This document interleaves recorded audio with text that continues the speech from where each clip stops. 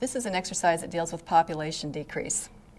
The population of a city was 18,600. It decreased by 420 each year for 6 years. What was the population of the city after 6 years? Well, the first thing that we need to do is to find the decrease in the population. We know it decreased by 420 each year for 6 years.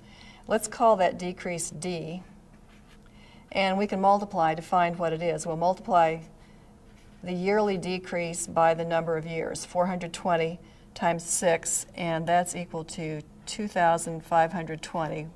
That's what we get when we carry out the multiplication. Now, over the 6-year period, the population decreased by 2,520 people. It started with 18,600 people, so we can subtract to find the population after 6 years, and let's call that P. P is equal to 18,600 minus the total amount of the decrease, which is 2,520. And when we perform this subtraction, the number that we get is 16,080. So this is the new population after 6 years.